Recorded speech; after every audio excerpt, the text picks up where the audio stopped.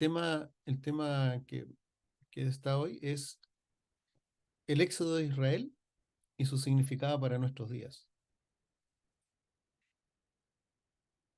Debemos entender de que antes que pase todo esto, aquí es donde voy a compartir la pantalla, antes de que acontezca todo esto, Dios, eh, por allá por Génesis, ¿cierto? Eh, hace- crea todo lo que nosotros vemos, nos crea a nosotros, y además de eso, ¿cierto? Se generan eh, las generaciones partiendo de nuestros primeros padres, Adán y Eva, hasta que Dios, debido a la maldad del corazón de nuestros primeros eh, hermanos, por decirlo de alguna manera, ¿ya?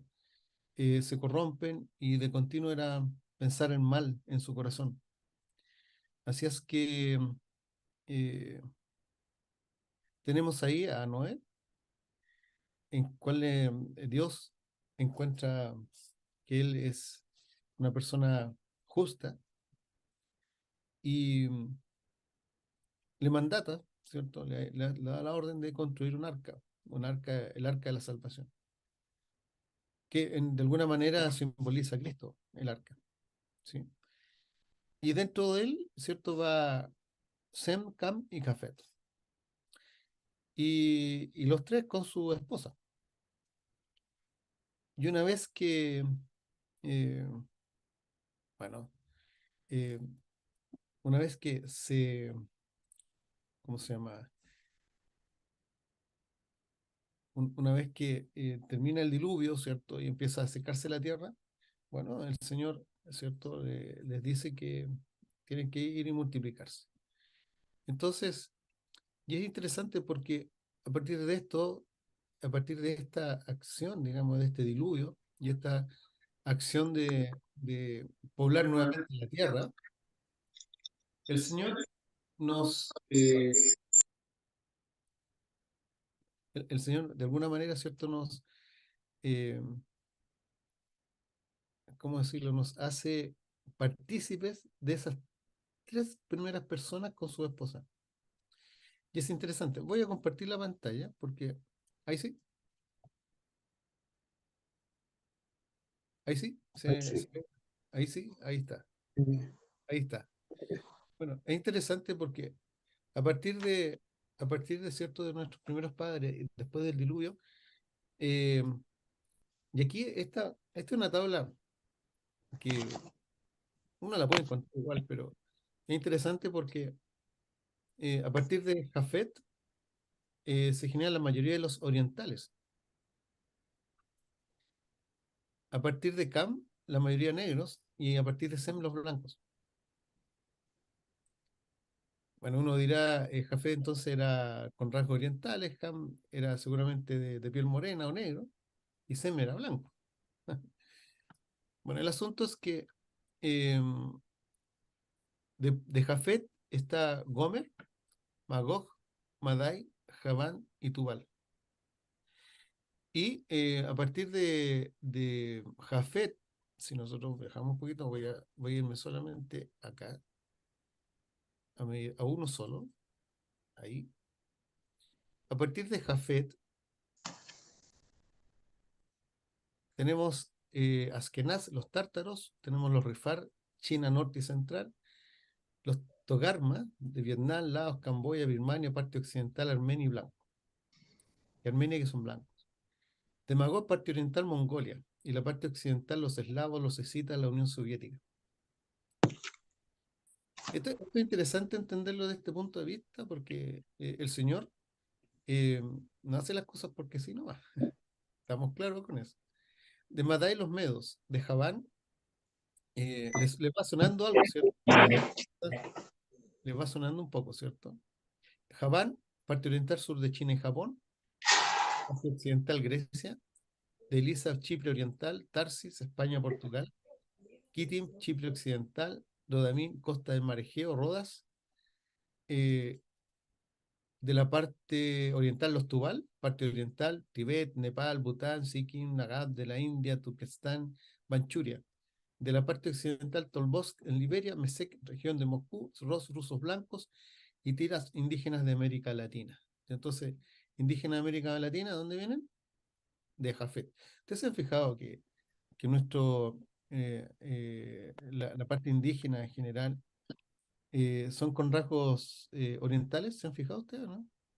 Sobre todo si nosotros vemos el indígena que habita en el norte de América, los que habitan en el centro de América y los que habitan en el sur de América. Tienen esos rasgos, ¿sí? Todavía uno los puede encontrar.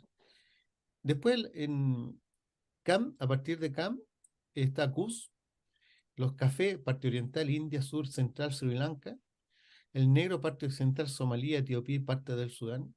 Está Seba, Javilá, Septa, Arabia Central, Rama, Yemen del Norte, Zapteca, Nimrod, los sumerios originales. Ahí aparte los Nimrod. ¿De dónde vienen los Nimrod? De Cam. Después viene Misraim, Egipto, y aquí viene Lidia, cerca de Egipto, norte de Egipto, Filisteos, Creta. Entonces, ¿de dónde vienen? Eh, Vienen a partir de Cam, parte de Egipto, ¿cierto? Y aquí tenemos una importante ahí, Filisteos. Fut, parte oriental, norte de India, parte occidental, Libia, Canaán, área de Israel o Canaán antigua, Sidón, fenicios, Het, hititas de Asia Menor, Jebuseo, el Jerusalén, Amorreo, lados del Jordán, el Gergeseo, el Jebeo, el Araceo, el Cineo, el Arbadeo, el Semareo y el Amateo. Y ahí están, de costa de Siria, del Líbano, Líbano Oriental, etc. Y todos ellos parten desde Cam. De Sem. De Sem vienen lo que dice blancos, ¿ya? El Am sur de Irán, Asur, Asiria y luego Alemania, Arfaxad, Arfasad, Sala, Heber, ahí vienen los hebreos de Heber, Peleg, Reu, Segur, Nacor, Tare y Abraham. Entonces, de la línea de Sendo viene Abraham. Jotam, naciones árabes, Almadot, Selep, Abar, Gera, Adoram, Abimael, Seba, Ofir, Javila y Jobat. Las 13 tribus árabes que están ahí. Lut, Lidia, parte semita, y Aram, arameos, Turquía Occidental, Irak, Ur, Geter y más tribus arameas. Eso tenemos ahí nosotros, ¿cierto? Entonces, a partir del diluvio, se divide se genera, ¿cierto? Entonces se van a otras tierras y más o menos esto es lo que acontece en el mundo. Eh, esto, estos estudios, pero también debemos dar un espacio también para eh, los investigadores, los que hacen todo este tema, es bien interesante, pero ellos generan que a partir del diluvio, ¿cierto? Ellos se dividen y los de Sem, los de Jafet, los de Cam, los de Sem, ¿a dónde se van dirigiendo?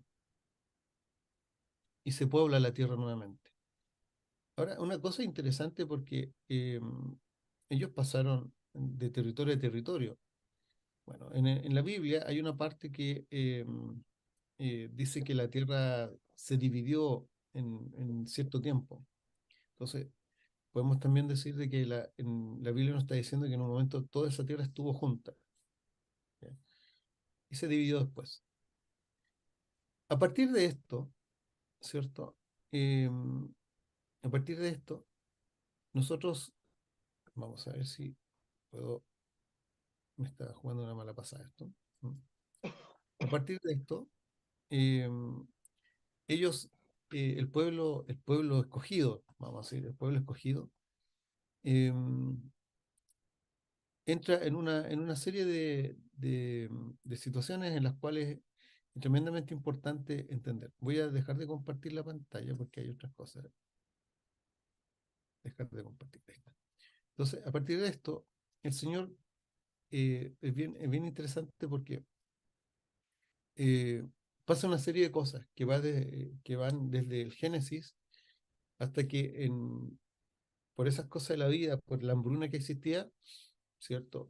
Y a raíz de que José estaba en Egipto, bueno, el pueblo hebreo, llamémoslo así, fue llevado a Egipto. Y en Egipto tuvieron una- un buen pasar hasta que eh, fueron esclavizados. Que esta esclavitud duró 430 años. Y ellos esperaban un liberador, lloraban por un liberador. Y ese liberador fue Moisés, que en la historia, en la historia de Moisés, él fue puesto en una cesta que también representa el arca, también representa esa cesta, representa salvación. Y a partir de este episodio, eh, bueno, José lleva a sus familiares, a toda la parentela, son esclavizados durante 430 años y eh, viene el Señor y los saca de ahí.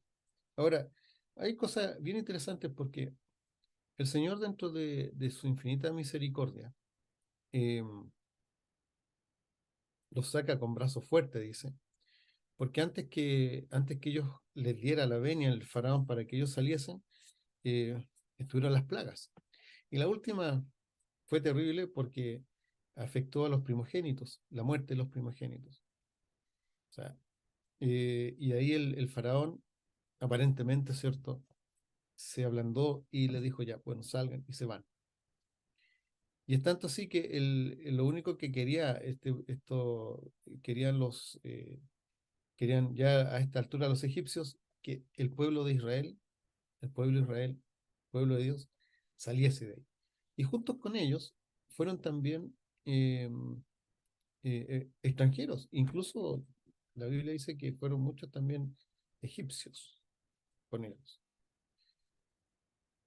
Es interesante porque eh, Egipto representa, dentro del contexto bíblico, representa el pecado, representa la esclavitud, representa la idolatría, eh, es decir, todo lo que muchas veces nuestro corazón puede desear porque es muy atractivo, es muy, visualmente es muy atractivo y también carnalmente también es muy atractivo. Y también desde el punto de vista del estómago, llamémoslo así, visceral, ya también es muy atractivo, porque el pecado es atractivo, el pecado no se presenta de forma fea, se presenta de forma muy atractiva. Bueno, desde ese pueblo, digamos, de ese pueblo que el Señor rescató, los hace cruzar, los hace cruzar por el Mar Rojo. Y en este contexto de al hacerlos cruzar por el Mar Rojo también se presenta una cosa bien interesante, porque eh, Egipto representa el pecado. El pueblo de Dios sale, ¿cierto? Sale de ese pueblo de pecado, sale del pecado, o sea, deja el pecado. Eh, Posiblemente algunos no, pero vamos a ponerlo en esta misma figura. Deja el pecado, dentro de ese dejar el pecado tiene sus dudas, eh, no saben qué está pasando porque Dios los lleva a la orilla del Mar Muerto, en un lugar donde estaban totalmente atrapados. Muy ¿Y, bien. ¿Y qué es lo que acontece ahí? Bueno, el faraón los persigue, los llega, el Señor los defiende con columnas de fuego, los hace cruzar por el mar, ¿cierto? Abre las aguas y los hace cruzar, pero aquí es interesante porque aquí el pueblo de Dios deja el pecado completo, pasa por las aguas y esas aguas que el Señor abre representan el bautismo, representan el bautismo y hace el bautismo del pueblo completo, con todas las personas que están ahí. Una vez que, ¿y dónde nosotros podemos encontrar esto? Digamos, dice en 1 Corintios 10:1, nos habla el hermano Pablo, dice, porque no quiero, hermanos, que ignoréis que nuestros padres todos estuvieron bajo la nube y todos pasaron la mar, o cruzaron el mar. Y todos en Moisés, o sea, todos junto con Moisés, fueron bautizados en la nube y en el mar. Interesante. Entonces, eh, uno dice, cuando encuentra estas cosas, le da mucho sentido también al bautismo. Es decir, no solamente el bautismo del agua, sino que también el bautismo que implica del Espíritu Santo. Porque dice, fueron bautizados en la nube y en el mar. Y después dice, y todos comieron la misma vianda espiritual. Corintios 10:4, y todos bebieron la misma bebida espiritual porque bebían de la piedra espiritual que los seguía, y la piedra era Cristo. Es decir, Cristo estuvo en todo momento con ese pueblo y pasó por las aguas del bautismo, en donde fueron eh, bautizados en Cristo. Y es interesante porque el Señor los saca del pecado, nos saca del pecado a todos. Nosotros aceptamos el bautismo porque es un testimonio. Pero fíjense qué pasa después. El Señor los lleva al monte Sinaí, en donde les da la ley. Entonces, fíjense la secuencia: dejar el pecado, recibir el bautismo, recibir la ley. La ley ellos no la recibieron así escrita en las tablas, eh, en esas tablas primeras que tuvo Moisés, no fueron escritas antes, no fueron dadas al pueblo antes, fueron dadas después. Eso no significa que el pueblo no, no respetaba ciertos principios respecto de la palabra del Señor. No, porque acuérdense que toda la tradición, hasta ese momento, antes de salir de Egipto, toda la tradición o todo lo que ellos tenían como tradición era guardada por algunos. Acuérdense que Aarón era un levita, venía del sacerdocio, digamos. Entonces, eh, había una tradición, pero oral. No había un escrito. Es decir, ahí, hasta ese instante no estaba escrito los 5 primeros libros que se atribuyen a Moisés y que dicen que es el que escribió Moisés de acuerdo a todos los estudios que se han hecho. Entonces, fíjense lo que, pero voy viendo la parte espiritual, dejar el pecado, el bautismo y después la ley y todas las normas que vienen después. Entonces, ¿qué pasa ese? En Éxodo 13:5, después de 430 años de esclavitud, ¿ya? Le dice, en 13:5 le dice al pueblo, y cuando Jehová te hubiere metido en la tierra del Cananeo, y del Eteo, y del Amorreo, y del Heveo, y del Jebuseo, la cual juró a tus padres que te daría, tierra que destila leche y miel, harás este servicio en aquí este mes. ¿Qué es lo que se refiere? ¿Qué servicio es? La celebración de la Pascua. Parece que ellos tuvieron que, antes de salir de Egipto, tuvieron que celebrar la Pascua con panes ácimos, como dice, siempre sacrificar el cordero, porque ellos están reconociendo, es un acto de fe. Y el de fe tanto que también los cubre con la sangre, porque entonces la salida es cubierta por Cristo. Entonces, ahí uno va entendiendo cuando Pablo dice, y la piedra era Cristo, la piedra espiritual que los seguía, y la piedra era Cristo en 1 Corintios 10:4. Y después dice en Hebreos 13:11, y cuando Jehová te hubiere metido en la tierra del Cananeo, como te ha jurado a ti y a tus padres, y cuando te la hubiere dado, ¿qué es lo que va a pasar? Ustedes pueden continuar con el texto después. Y en Éxodo 13:14, y cuando mañana te preguntare tu hijo, diciendo, ¿qué es esto? Decirle has, o le dirás, Jehová nos sacó con mano fuerte de Egipto, de casa de servidumbre.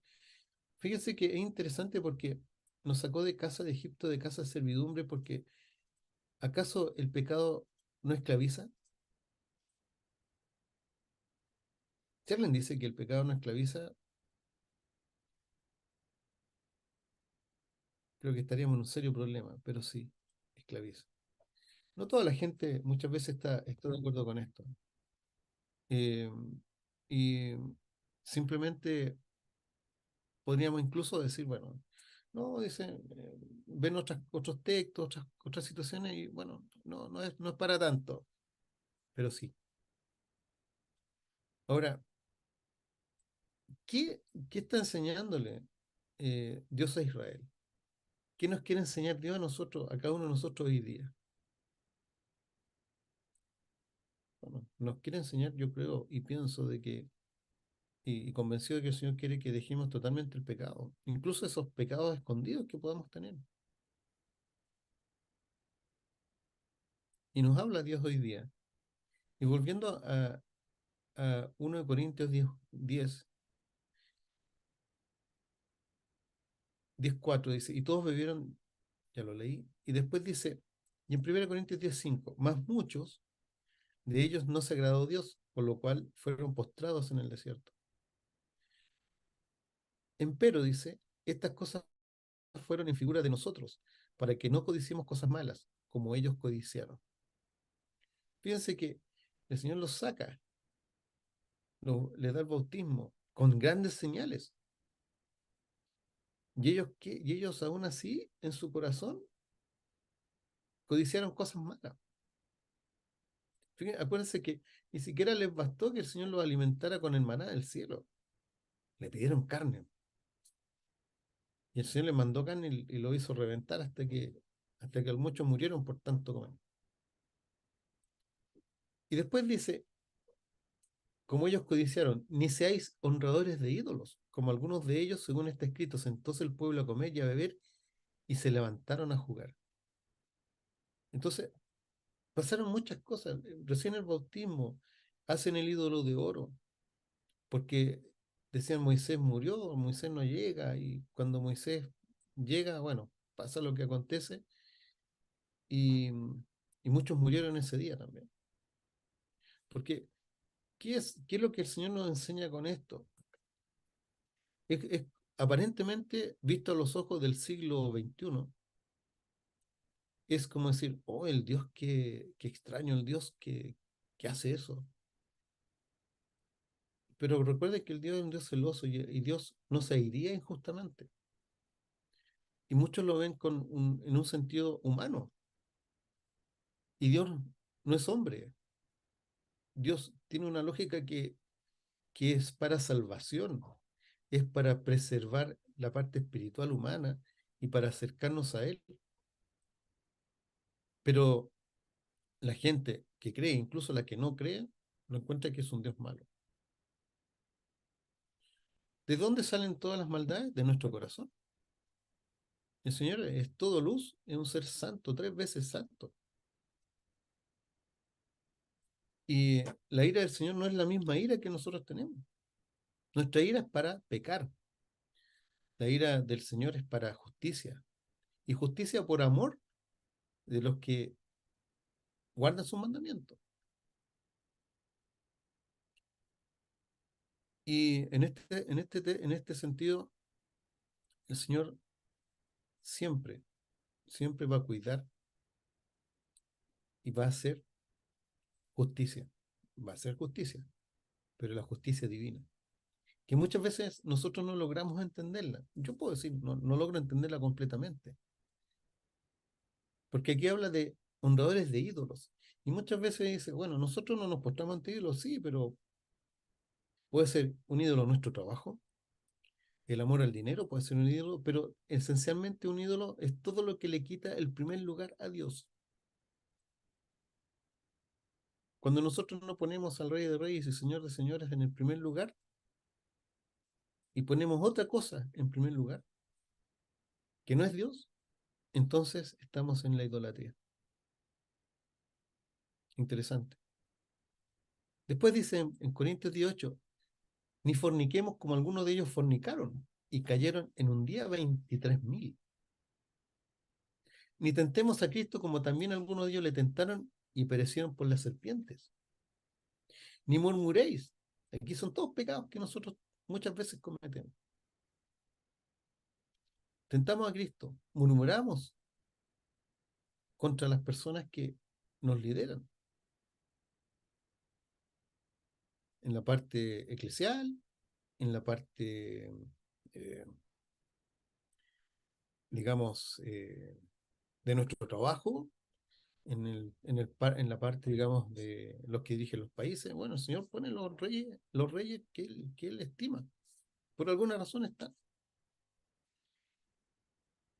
Después dice, y estas cosas le acontecieron en figura y son escritas para nuestra admonición, en quienes, en quienes los fines de los siglos han parado. Así que el que piense estar firme, mire y no caiga. Muchas veces este piense estar firme, mire y no caiga, lo sacamos de contexto, pero fíjense de qué está hablando él. Está hablando de, y aquí en el contexto no está hablando de salir, romper con el pecado. En el fondo, Dios quiere que rompamos con el pecado. Porque hacia el lugar donde el Señor nos guía es a la Canaán celestial. Esta Canaán celestial que está representada en la Canaán física hoy día y desde antaño, ¿cierto? Que está representada en lo que habitaron las 12 tribus de Israel. Eh, y recordar, pues, dice, no estar, dice, tenemos que estar firmes, pero por otro lado también dice, nos, no os ha tomado tentación sino humana, más fiel es Dios, que nos, que nos dejará ser tentados, no nos dejará ser tentados más de lo que podemos llevar. Antes dará también juntamente con la tentación la salida, para que podáis, ¿qué? Para que podamos, ¿qué? Aguantar. Por lo tanto, dice, hermanos, amados míos, huid de la idolatría. Y después hace una referencia porque eh, aquí habla de la Pascua, porque dice, la copa de bendición que bendecimos no es la comunión de la sangre de Cristo. El pan que partimos no es la comunión del cuerpo de Cristo. Porque un pan es que muchos somos un cuerpo, pues todos participamos de aquel pan. Mirad a Israel, dice, según la carne, los que comen de los sacrificios no son partícipes del altar. Fíjense que aquí es interesante porque sigue relacionando la idolatría como algo que está muy enraizado. Porque después dice, eh, pues, ¿qué digo? ¿Que el ídolo es algo o que sea algo lo que es sacrificado a los ídolos? Antes digo, Pablo sigue, que los gentiles sacrifican a los demonios, los sacrifican y no a Dios. Y no querría que vosotros fueseis partícipes con los demonios. No podéis beber la copa del Señor y la copa de los demonios. No podéis ser partícipes de la mesa del Señor y la mesa de los demonios. O provocaremos a celo al Señor, somos más fuertes que Él. Y después, todo es lícito, mas no todo conviene. Todo me es lícito, mas no todo edifica. Y aquí ninguno busque su propio bien, sino el del otro.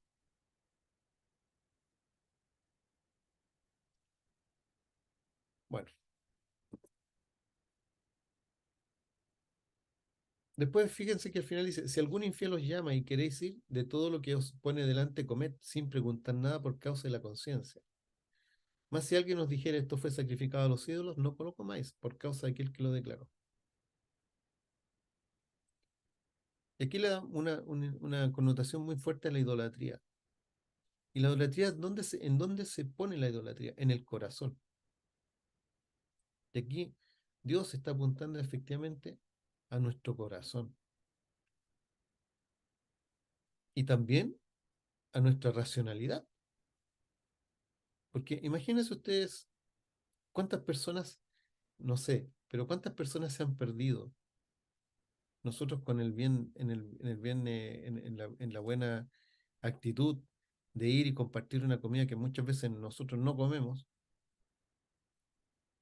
y que no aceptamos comer, pero ¿qué es más importante, la comida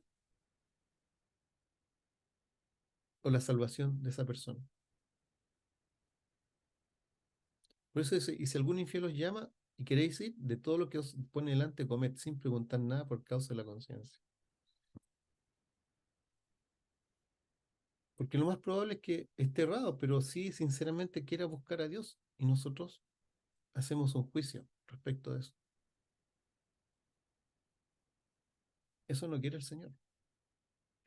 Por lo tanto, también tenemos que actuar con sabiduría respecto de lo que el Señor parte, de dónde nos saca. Entonces, por eso es interesante el éxodo de Israel y cómo eso impacta hoy día en nuestros días.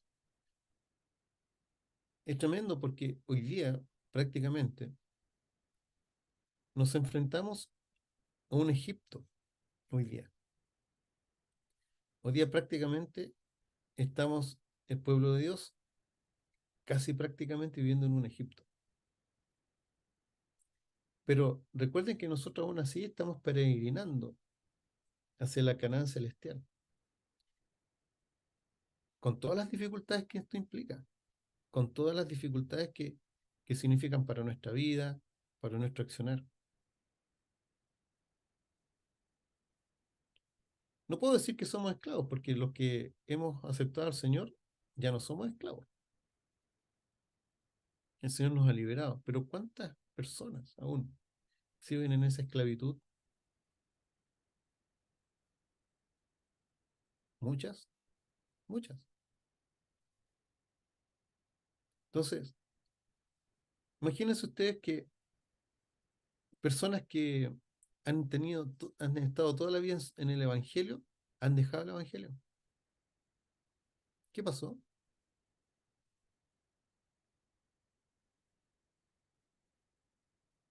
Son preguntas. ¿Cómo se rompe con esto?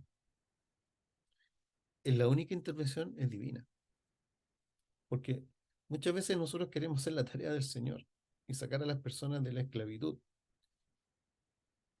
Y nosotros debemos confiar en que la palabra de Dios nunca, jamás vuelve vacía. Cuando nosotros le predicamos a una persona, cuando nosotros le hablamos al Señor y lo que el Señor ha hecho por nosotros, por Él específicamente, no por nosotros, porque es importante en todo este contexto y entendiendo un poco este éxodo y el significado para nuestros días, también esas personas tienen un éxodo. Ellos también están transitando por un camino. Quizás nosotros ya estamos en otra etapa, pero ellos están en ese camino, están cruzando desiertos, desiertos que nosotros ya hemos cruzado o que estamos cruzando en algún momento dado. Y nos caemos y seguimos adelante porque la promesa es grande. Está hablando de la promesa de la salvación, la promesa de el juramento de Dios, de la Canaán celestial.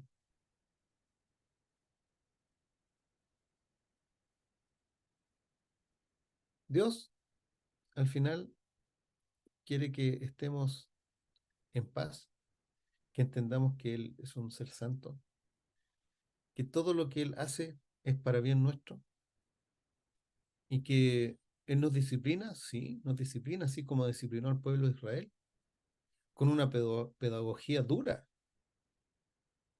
no con el, no, no con el, no, o sea, hay amor detrás de eso, pero es una pedagogía dura.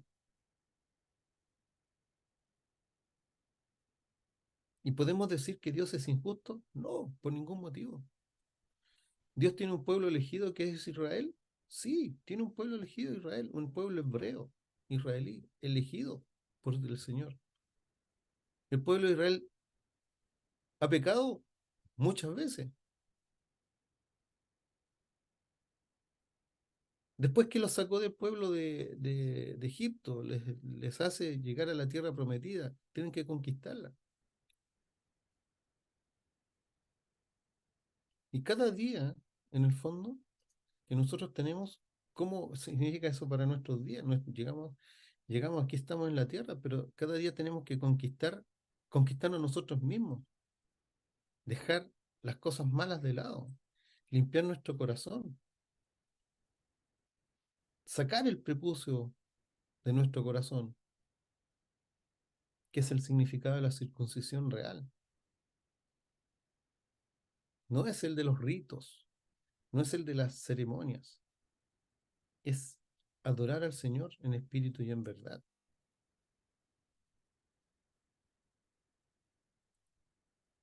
Pero siempre hay algo que queda ahí. Siempre hay algo. Miren, voy a compartir de nuevo la pantalla. Siempre hay algo, algo que queda. Porque cuando el Señor nos lleva a la tierra, fíjense lo que pasa. Voy a compartir de nuevo la pantalla. Y voy a usar un mapa aquí, de nuevo. ¿Ya? Aquí está. Vamos a agrandar. Cuando el Señor nos lleva nos lleva a la Canaán, ¿cierto? Ahí está el Éxodo. El Señor nos lleva a la Canaán celestial. Ahí está. Ahí se ve bien, ¿cierto? ¿Sí? Sí, clarito. Ya, perfecto. Entonces, esa es la ruta probable del Éxodo. Fíjense que el Señor podría haberlos llevado directamente allá, o sea, los sacó del pecado, los lleva directamente a Canaán. Pero ¿qué pasó? El pueblo pecó. Y muchos no creyeron. Y esos que no creyeron, esa generación, todas fueron enterradas en el desierto. Y los que conquistaron la tierra prometida fueron los hijos, los descendientes de ellos. Esa generación, no otra.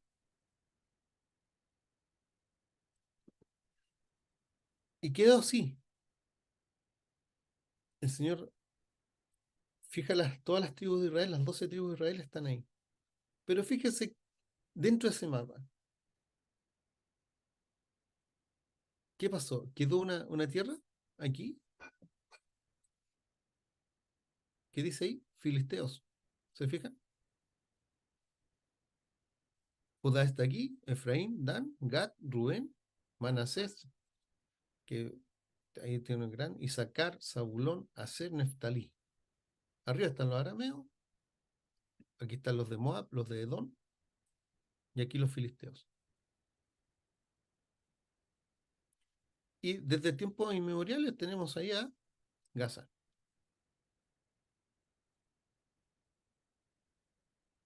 Seguimos. Después que viene el reinado de David, bueno, este es el reinado entre Saúl y David, el gran reino de Israel, ya una nación. O sea, fíjense que ya no son las tribus, sino que es la nación de Israel. Y siguen manteniendo aquí los moabitas, edomitas, amonitas, los arameos, los amalecitas y los filisteos. Además está decir todas las confrontaciones que hubo con los filisteos, ¿cierto? Y de la idolatría de los filisteos también.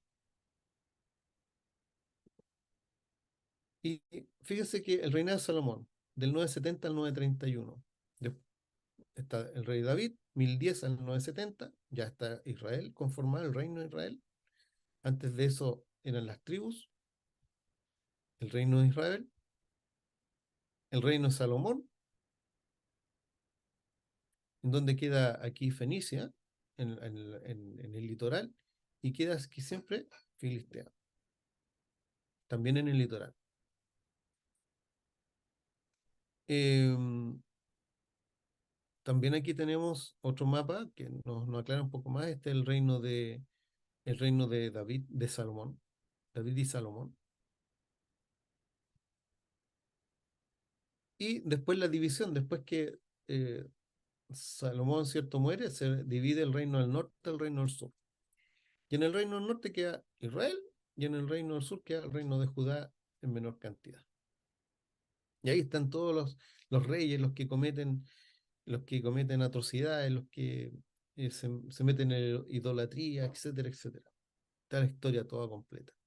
Pero se conserva, fíjese que aquí, en este mapa que he encontrado, se conserva, dice, ciudades filisteas. Bueno, ahí termina la presentación. Aquí es lo que esto pasa, digamos, hoy día.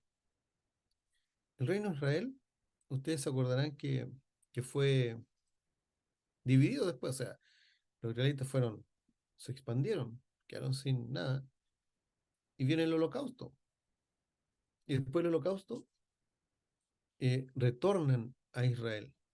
Y es interesante porque dentro de la Biblia, nosotros tenemos en, eh, en Ezequiel 11:17 dice, así dice el Señor Yahvé, Yo os recogeré de en medio de los pueblos, os congregaré de los países en los que habéis sido dispersados, y os daré la tierra de Israel. Vendrán y quitarán de ella todos sus monstruos y abominaciones. Yo les daré un solo corazón y pondré en ellos un espíritu nuevo. Quitaré de su carne el corazón de piedra y les daré un corazón de carne.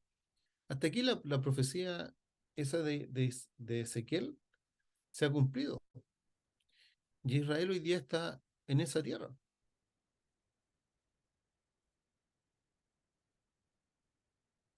Y que ha sido una fuente notable de conflicto hoy día hasta nuestros días.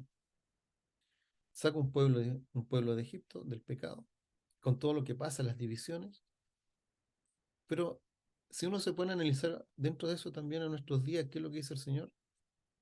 Eh, ¿Qué pasa con todas las guerras?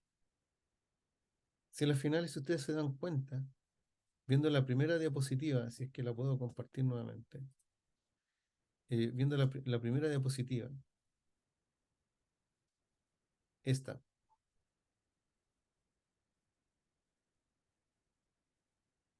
viendo esa diapositiva, y con todas las naciones, ha sido como eh, lo que pasa entre Caín y Abel. Caín mata a Abel, una acción violenta. ¿Y qué ha acontecido hoy día? Todas las guerras, todas las matanzas.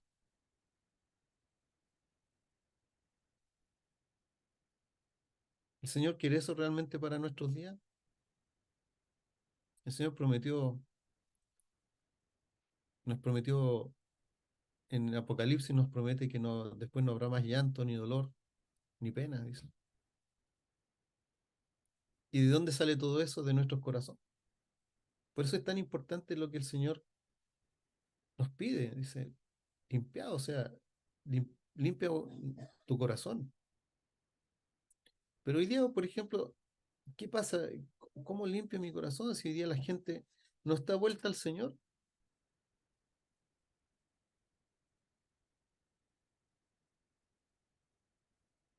¿O ustedes creen, por ejemplo, de que con todo esto que está aconteciendo en el mundo hoy día,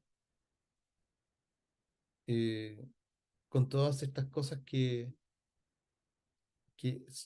son idolatría, por ejemplo, el tema de, de llevarse mal entre países, también tiene que ver con codicia. Aquí hay muchas cosas que tienen que ver con la codicia y eso está en nuestro corazón. O sea, en el fondo, el Señor nos dice hoy día, ustedes no han cambiado.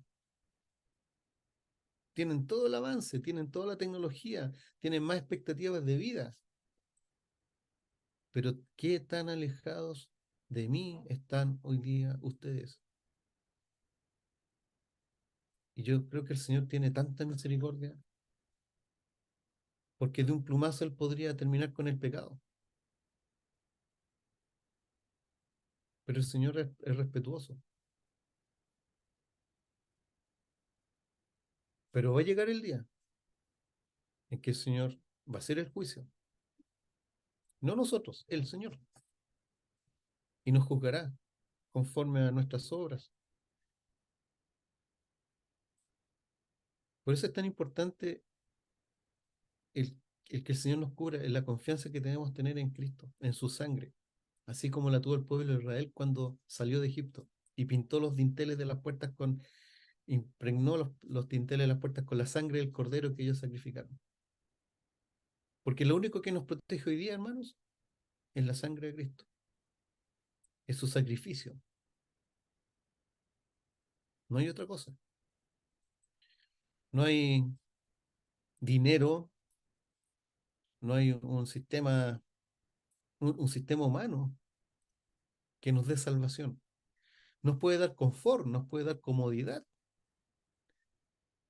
pero el Señor quiere que nosotros seamos salvos, porque el Señor nos dice en su palabra, no quiere que nadie perezca, dice el Señor, pero nuestro corazón es duro. así como el del faraón. Nuestro corazón a veces no discierne. Muchos dicen, no, es que el corazón no piensa. Sí, hoy día está demostrado por la neurociencia y todos los estudios que el corazón tiene células del cerebro. Quizás no al nivel cerebral que nosotros podemos desarrollar, pero sí. Entonces, fíjense ustedes que tan importante, qué tan importante es limpiar nuestro corazón. Y cuando el Señor habla de corazón, habla de todo nuestro ser en realidad, o sea, como persona, o sea, nuestra mente, nuestro corazón, todo eso. Y entender de que el Señor quiere lo mejor para nosotros. Hoy día, lamentablemente, estamos inmersos, ¿cierto?, en lo que está pasando con nuestros hermanos en Israel. Y ahí están todos sufriendo, todos sufren. Pero tenemos que orar por ellos también. Y tenemos que orar también porque eh, nosotros somos de alguna manera parte de ese pueblo de Dios, pero recordar siempre que Israel, desde mucho tiempo atrás, y desde cuando el Señor les juró que ellos tendrían esa tierra en juramento, ¿cierto? El Señor ha cumplido a cabalidad. Es un pueblo que, como todos nosotros, nos paramos, caemos, seguimos adelante. El Señor quiere que sigamos adelante, hermanos. Ya nos rescató, nos sacó de ahí, del pecado, nos dio el bautismo, nos dio su palabra, leyes, que son los 10 mandamientos, vigentes hoy día aún, y que tenemos que orar hoy día por la paz en nuestro corazón y siempre tener en nuestras oraciones a, a todos los hermanos, en todos lados del mundo.